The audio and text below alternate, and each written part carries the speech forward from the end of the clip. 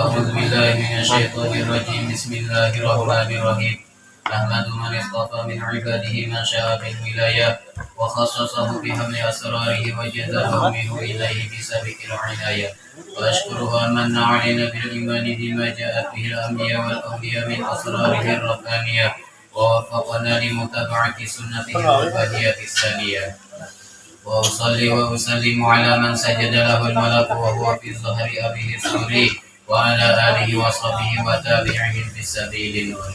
Wabadu kemudian daripada itu maka berkatalah Syekh Siddiq Al-Madani Khalifah Sayyidi Syekh Sayyid Muhammad bin Abdul Karim Al-Qadiri Al-Hasani As-Samad Al-Madani radhiyallahu anhu. Hai segala saudaraku, manakala aku dengar dan aku lihat akan riwayat-riwayat daripada guruku daripada hadis Nabi Sallallahu Alaihi Wasallam bermula pada ketika dibaca manaqib aulia Allah itu diturunkan oleh Allah beberapa rahmat atas orang yang membaca dan orang yang hadir mendengarkannya, serta diiktikadkannya dengan yakin hatinya bahwa orang itu benar-benar wali Allah. Dan aku lihat pula beberapa murid yang dahulu itu mengarang-iakan manaqib gurunya serta dibacanya pada tiap-tiap tahun sekali, yaitu pada hari ketika wafatnya, serta membaca Al-Quran dan bertahlil dan bersedekah mana sepuasanya, tetapi hendaklah bersama-sama dengan orang banyak. Maka tatkala aku dengar yang demikian itu, yakni riwayat yang tersebut itu, maka sukalah hatiku mengerjakan seperti yang demikian itu atas sekadar pahamku yang bebal ini, serta aku himpunkan akan setengah kalamah guruku, yaitu Sayyidi Syekh Sayyid Muhammad Salman radhiyallahu anhu, ahlu syariah wa tariqah wal hakikah, yaitu kutub di dalam negeri Madinatul Rasul. Barang siapa berkehendak ziarah akan kubur Rasulullah Sallallahu Alaihi Wasallam padahal tiada minta izin kepadanya, niscaya adalah ziarahnya itu sia-sia jikalau sah pada zahirnya sekalipun. Dan adalah tabiatnya radhiyallahu anhu itu kasih sayang ia kepada orang yang talibul ilmi dan kepada orang yang alim-alim dan orang yang soleh-soleh dan kepada segala orang-orang fakir dan miskin. Dan lagi pula suka ia berkhidmat kepada segala orang yang datang ziarah ke kubur Rasulullah daripada orang yang alim-alim dan orang yang soleh-soleh dan daripada segala orang yang awam dan khawas. Dan adalah tabiatnya radhiyallahu anhu itu ketika masa kecilnya hingga sampai hak mursyidnya, dan lagi pula ia sangat memuliakan ibu bapanya. Lagi pula ia mengakalkan musyahadatul wujud dan muraqabah dan ibadah hingga ia meninggalkan daripada adat dan melawan iakan hawa nafsunya hingga daripada yang halal sekalipun. Dan tiadalah tidur ia pada ketika malam hari melainkan sedikit jua. Dan apabila ia diberi bantal oleh orang tuanya ketika ia hendak tidur, maka keluh kesahlah ia seperti orang sakit. Dan apabila sampai waktu sahur, maka ia bangun daripada tidurnya lalu ia ratib sahur. Kemudian daripada itu lalu ia sembahyang subuh berjamaah dengan orang banyak. Lalu pula ia ratib subuh hingga terbit matahari. Manakala terbit matahari kira-kira segala, maka bangkitlah ia sembahyang sunatul isyraq 2 rakaat. Dan apabila sampai seperempat hari, maka bangkitlah ia sembahyang sunatul duha sebanyak-banyaknya 12 rakaat, dan yang terafdal itu 8 rakaat. Dan lagi pula ia radhiyallahu anhu membanyakkan puasa sunnah dan membanyakkan riyadhah dan menjauh daripada lezat dunia hingga daripada yang halal sekalipun. Maka segala yang tersebut itu adalah halnya disuruh oleh orang tuanya masuk ke dalam siwan, yakni tempat makanan, karena dia hendak diberi makan oleh orang tuanya. Manakala selesai ia daripada makan yang dilihat oleh orang tuanya tempat ia makan, seolah-olah tiada dimakannya. Kemudian daripada itu pergilah orang tuanya kepada gurunya membaca Al-Quran di waktu kecil. Lalu dikhabarkan oleh orang tuanya daripada hal ihwal anaknya tersebut. Maka dijawab oleh gurunya, janganlah engkau takut akan anakmu itu, tiada syak dan ragu lagi bahwasanya ia adalah waliullah dan tiada khilaf lagi antara segala ulama. Dan apabila radhiyallahu anhu melihat akan orang tuanya memakai pakaian yang indah-indah atau memakai pakaian yang ditegah oleh hukum syara, maka dikatanya kepada orang tuanya, tiadalah suka Tuhan kita kepada orang yang bersuka-suka di dalam dunia ini. Demikianlah hal ihwalnya di masa kecil, yakni sebelum balik. Syahdan adalah halnya Tuhan Syekh Sayyid Muhammad Salman itu selalu di dalam zikrullah siang dan malam, dan ia suka uzlah, artinya menjauhi daripada bercampur dengan manusia dan masuk khalwat, dan melazimkan ziarah ke Baqi', yakni tempat pekuburan segala istri Nabi besar Muhammad sallallahu alaihi wasallam di dalam negeri Madinatul Rasul, serta hampir dengan masjidnya pada tiap-tiap hari. Lalu ia berzikir dan membaca Al-Quran di tempat itu. Dan adalah halnya radhiyallahu anhu pada ketika bidayahnya, yakni pada permulaan dia menjalani akan jalan tarekat dan hakikat. Ia memakai pakaian yang indah-indah. Kemudian datanglah Tuan Syekh Sayyid Abdul Qadir Al-Jilani membawa baju jubah putih. Padahal Tuan Syekh Sayyid Muhammad Saman di dalam khalwatnya. Maka dipakaikanlah oleh Tuan Syekh Sayyid Abdul Qadir Al-Jilani akan baju jubah itu kepada Tuan Syekh Sayyid Muhammad Saman Al-Madani. Maka cukuplah Tuan Syekh Sayyid Muhammad Saman dengan baju jubah putih itu hingga sekarang. Dan kelakuan Tuan Syekh Sayyid Muhammad Saman pada ketika itu, ia menyembunyikan akan ilmunya dan amalnya hingga datang kepadanya perintah dari Hadratul Rasul menyuruh untuk menzahirkan akan ilmu dan amalnya di dalam negeri Madinatul Rasul seperti kezahiran matahari ketika tengah hari.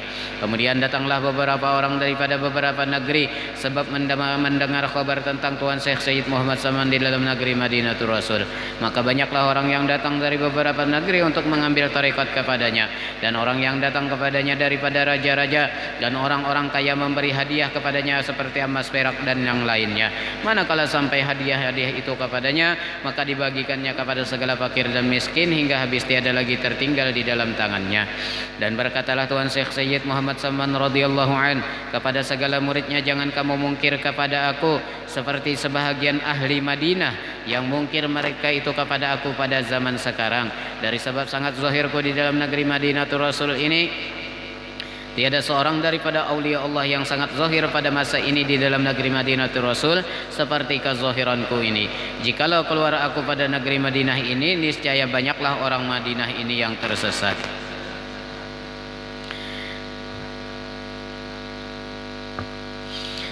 Dan setengah daripada wasiat Tuan Syekh Sayyid Muhammad Saman radhiyallahu an, barang siapa membaca Allahumma ighfir li ummati sayyidina Muhammad, Allahumma arham ummata sayyidina Muhammad, Allahumma astur ummata sayyidina Muhammad, Allahumma jbur ummata sayyidina Muhammad 4 kali berturut-turut sesudah sembahyang subuh, niscaya ia masuk jumlah martabat fadilat wali kutub. Dan lagi kata Tuan Syekh Sayyid Muhammad Saman radhiyallahu an, tiadalah naik pangkatku ini kepada Allah Subhanahu wa taala melainkan sebab aku mengakalkan membaca doa ini pada tiap selesai solat subuh 4 kali berturut-turut dengan tiada diselangi dengan perkataan dunia.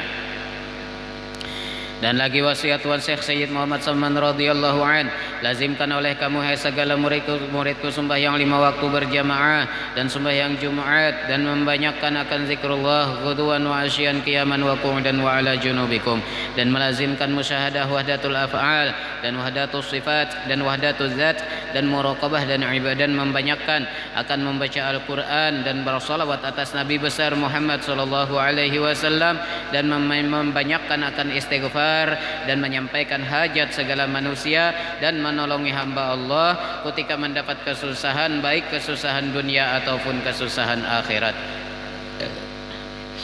Karena segala yang tersebut itu sangat memberi bekas di dalam hati dan menambahi kekuatan dalam mengerjakan segala ibadah dan keyakinan serta keimanan kita kepada Allah Subhanahu wa taala.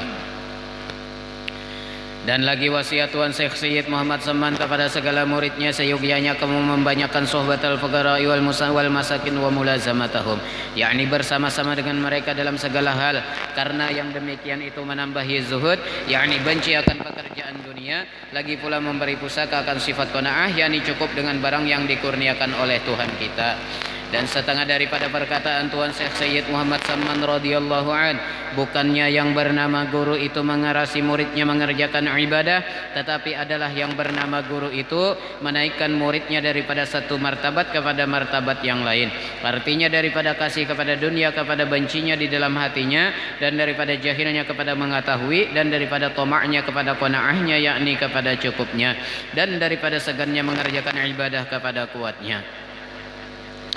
Dan setengah daripada perkataan Tuan Syekh Sayyid Muhammad Saman radhiyallahu an, barang siapa mengambil tarekat kepada aku serta diamalkannya, niscaya ia mendapatkan rasa majdzub di dalam dunia ini, yakni diambil oleh Allah akalnya yang basyariah diganti dengan akal yang bangsa rabbani, yakni diambil oleh Allah akan rasa punya wujud sifat dan af'al diganti dengan rasa adam mahdun, yakni adam semata-mata, yakni tidak punya wujud sifat dan af'al, melainkan hanya Allah Subhanahu wa taala yang bersifat wujud hakiki.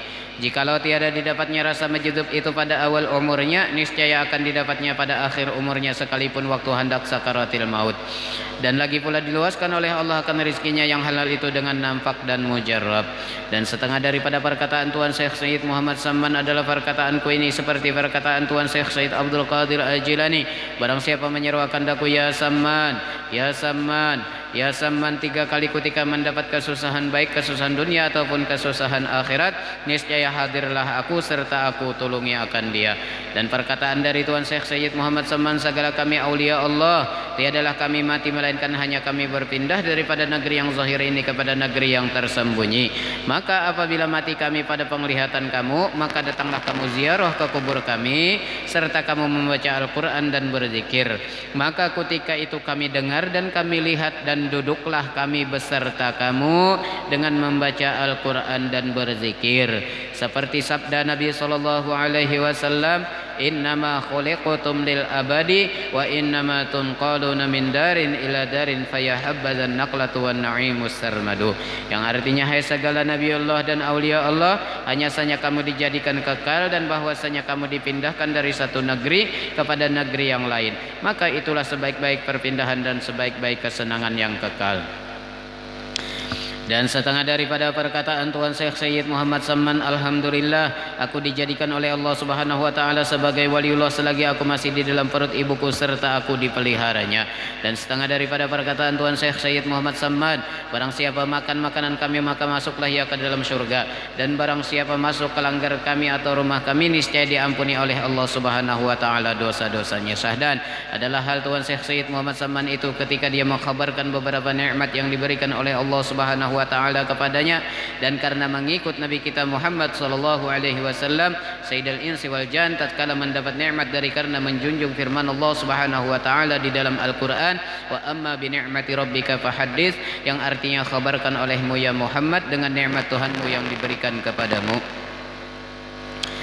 Dan setengah daripada perkataan Tuan Syekh Sayyid Muhammad Samman radhiyallahu an, aku dikurniai oleh Allah Subhanahu wa taala untuk menunggu pintu hadratir Rasul sallallahu alaihi wasallam, dan setengah daripada kurnianya pula dijadikannya aku sebagai rahmat bagi segala umat Nabi besar Muhammad sallallahu alaihi wasallam pada zaman sekarang hingga kepada orang kafir sekalipun. Alhamdulillah tiada dijadikannya aku sebagai bala bagi mereka itu. Syahadan adalah yang tersebut di dalam mukhtasar ini setengah daripada karamatnya, dan jikalau hendak mengetahui segala karamatnya yang lain daripada ini, maka lihatlah di dalam manaqib yang besar dari karena karamat Tuan Syekh Sayyid Muhammad Samman itu tiada terhingga banyaknya. Tetapi aku sebutkan di dalam mukhtasar ini hanya sebahagian daripada karamatnya supaya senang bagi orang yang mendengarnya, lagi pula supaya turun rahmat atas orang yang membacanya dan orang yang hadir mendengarkannya. Seperti sabda Nabi sallallahu alaihi wasallam, inda zikril auliya'i tanzilur rahmat, yang artinya ketika dibaca hikayat karamah aulia Allah itu diturunkan oleh Allah beberapa rahmat atas orang yang membacanya dan orang-orang yang hadir mendengarkannya.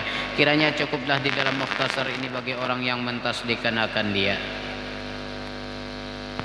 Syahdan adalah dikeluarkan nama Tuan Syekh Sayyid Muhammad Samman itu daripada Lauhil Mahfuz, dan setengah daripada Wazir Mahdi menyebutkan yang demikian itu di dalam kitab Tabaqat bagi Sayyid Ahmad Asyarnubi, maka lihatlah di dalam kitab Tabaqatnya itu.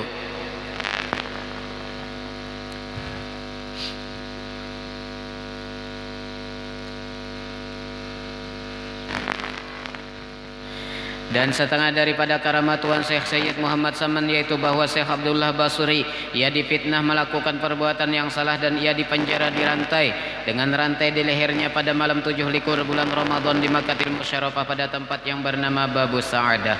Manakala waktu Isya dibacanya tawassul Syekh Sayyid Muhammad Samman hingga sampai kepada ya Rabbi waghfir lil Ubaidil Jani Muhammadi Syahiri bisammani. Lalu ia berteriak sehabis-habis suaranya ya Samman 3 kali. Tiba-tiba jatuhlah rantai itu dari lehernya, maka dirantai orang kembali hingga 3 kali dalam 3 malam. Dan setiap kali ia membaca tawassul yang tersebut itu, setiap itu pula jatuh rantai itu dari lehernya. Dan akhirnya diketahui orang bahwa ia adalah murid daripada Tuan Syekh Sayyid Muhammad Samman. Maka ia dibebaskan dari penjara dan diberi hadiah. Maka ketika ia duduk di pintu ziyadah namanya, yaitu pintu Masjid Mekah, ia ditanya orang, apa yang engkau lihat waktu engkau di dalam penjara? Maka jawabnya, setelah aku berteriak ya Samman 3 kali, maka aku lihat Tuan Syekh Sayyid Muhammad Samman berdiri di hadapanku seperti sedang marah. Lalu aku tersungkur dan aku lupa diri. Manakala aku sadar, aku lihat rantai itu sudah jatuh dari leherku dengan berkat Tuan Syekh Sayyid Muhammad Samman.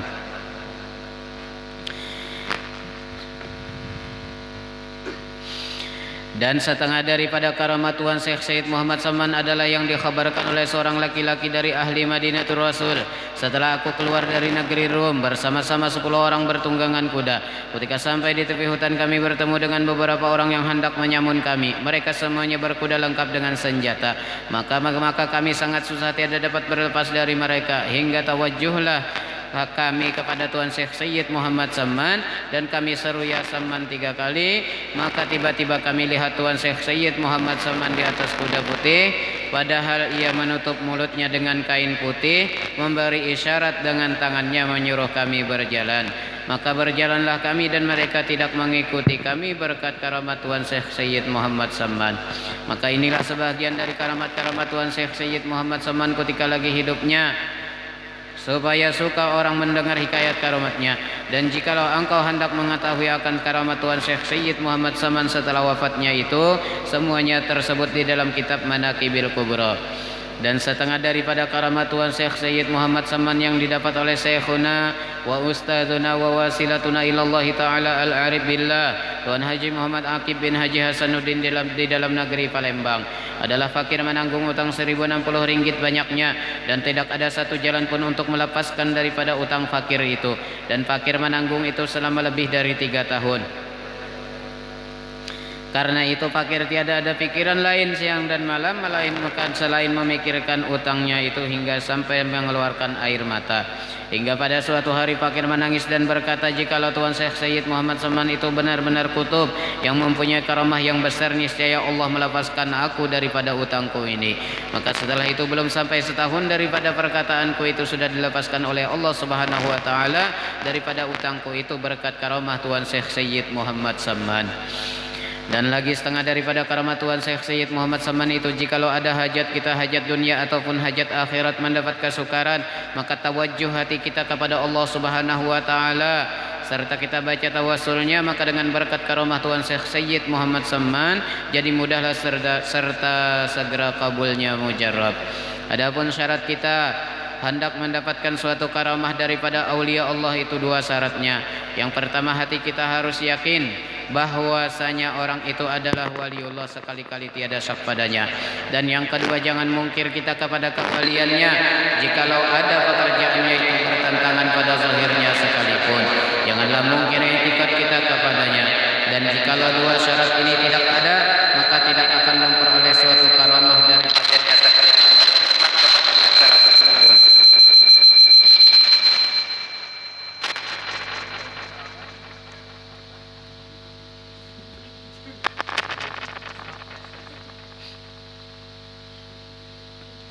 Syahdat adalah Tuan Syekh Sayyid Muhammad Samman itu dilahirkan pada tahun 1132 daripada hijratun Nabi sallallahu alaihi wasallam di dalam negeri Madinatul Rasul, dan diwafatkan radhiyallahu anhu itu pada tahun 1189 dari hijratun Nabi sallallahu alaihi wasallam hari Arbi'ah wa Dzulhijjah al-Mubarakah, dan dimakamkan di Baqi berhampiran dengan pekuburan segala istri Rasulullah sallallahu alaihi wasallam.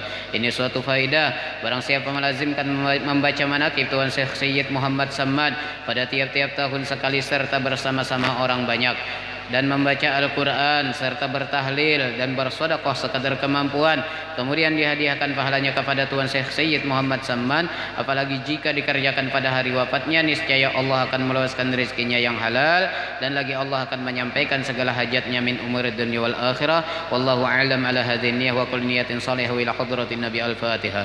A'udzubillahi minasyaitonir rajim. Bismillahirrahmanirrahim. Alhamdulillahirabbil alamin. Arrahmanir rahim. Maliki yaumiddin. Iyyaka na'budu wa iyyaka nasta'in. Ihdinas siratal mustaqim. Siratal ladzina an'amta 'alaihim ghairil maghdubi 'alaihim waladdallin. Amin. آمين آمين يا رب العالمين. بسم الله الرحمن الرحيم. الحمد لله رب العالمين. اللهم صل وسلم وبارك على سيدنا محمد وعلى آله وصحبه أجمعين.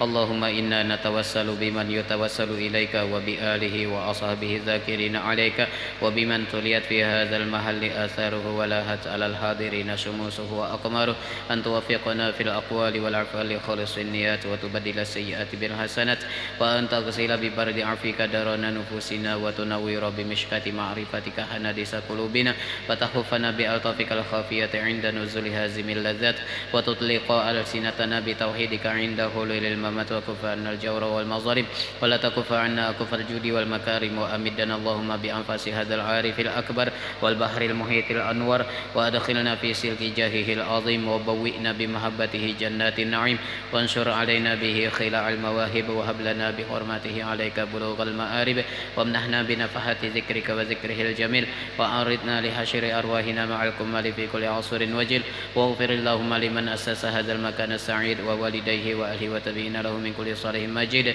وجازهم بالإحسان إحسانا وبالسيئات غفرانا وصل اللهم على خير الأنام وآله وصحبه البررة الكرام أصغت أذون لسامع ذكركم لأعلم وفاز بركوب جواد الفضل في الميدان بحسن الختام برحمتك يا أرحم الراحمين يا أرحم الراحمين يا أرحم الراحمين وصلى الله على سيدنا محمد وعلى آله وصحبه وسلم والحمد لله رب العالمين.